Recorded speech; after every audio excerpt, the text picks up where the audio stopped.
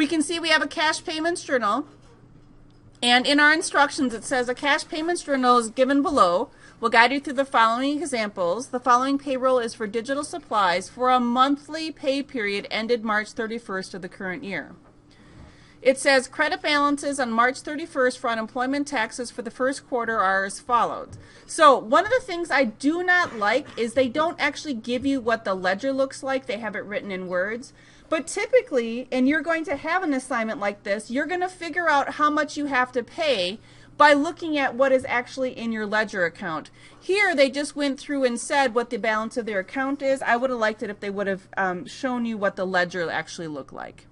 So number 1 reads, prepare a journal entry for the payment of withheld taxes. Digital supplier is a monthly scheduled depositor. We're going to journalize check number 838 on the cash payments journal, page 14, using the date the taxes are due to the federal government. Okay, so what we have above that, it says March 31st. They are a monthly scheduled depositor, so when is it going to be due? I just covered it before. What month is it? The 15th of April. So what I need to do is I have to pay those taxes.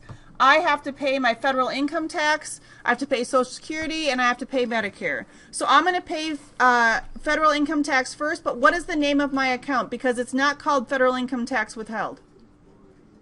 Employee. I heard that on the top, but I don't know who said it. Who said it? Who did? Really? Nice job, Kaden. It's going to be check number 383. So I am going to be debiting that liability $1,386. I do not have my cash amount yet. The next one that I'm going to pay is Social Security tax payable.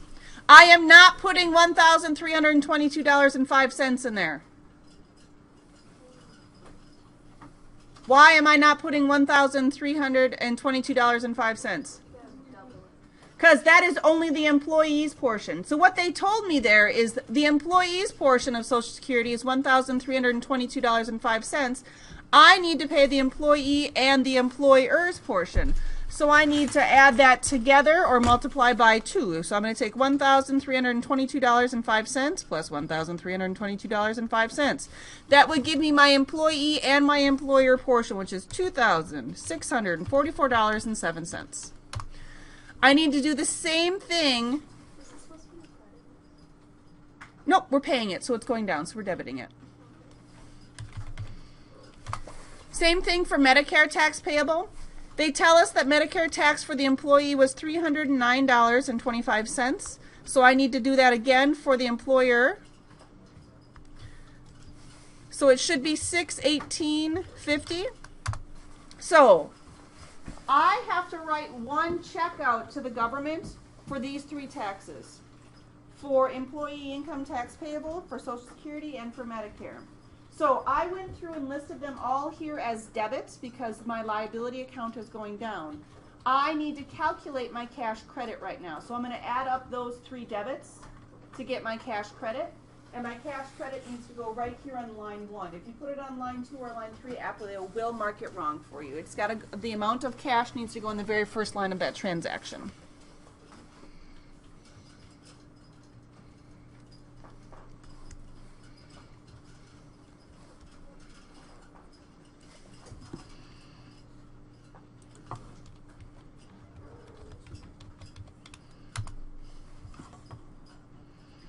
I got $4,648.57. Did I add it up wrong? That's what you got? Okay, good.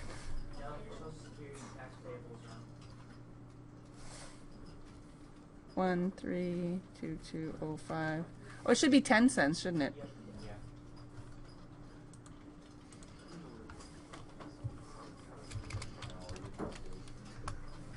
So then this should be 60%. How's that?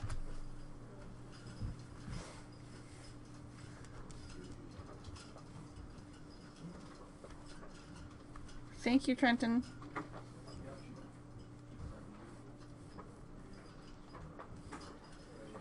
$1,464,860. Okay.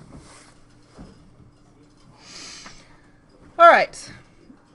Now, that is paying our employee income tax and our Social Security and Medicare. And those are paid monthly because it does say that they are a monthly scheduled depositor. Okay? Number 2 for our directions say, prepare journal entries for the payment of federal and state unemployment tax liability. Assume both checks were prepared on the due date for the federal tax deposit. So again, here we have where they're not giving us the date. They expect us to know this, and you're going to need to make sure that you read section 13.4. Okay, so here is your information. Federal unemployment insurance is paid by the end of the month following each quarter of the liability. Okay, so your federal and your state unemployment is paid quarterly. Social Security and Medicare tax is going to be paid monthly in this example because it says that they're a monthly scheduled depositor. So we have to pay it in the month following the quarter. So we can see that our payroll there ended on March 31st. So the next month following the quarter is April, and then we need to know how many days are in April. How many days are in April? Remember your knuckle method? 30. So I'm going to go ahead and do 30 here. And we're going to pay unemployment tax payable federal first. And that's going to be with check 401. And if I look, unemployment tax payable federal has a balance of $511.75. So I'm just going to write a check out for that amount. Now, our federal income unemployment tax is going to be sent to, for example, Washington, D.C. Our state unemployment tax is not going to be sent to the same location, so I have to go through and write 2 separate checks, one for federal and one for state. They are both due on the same date. So we're going to do the account of unemployment tax payable state, check number 402. And that's going to be for $3,454.34.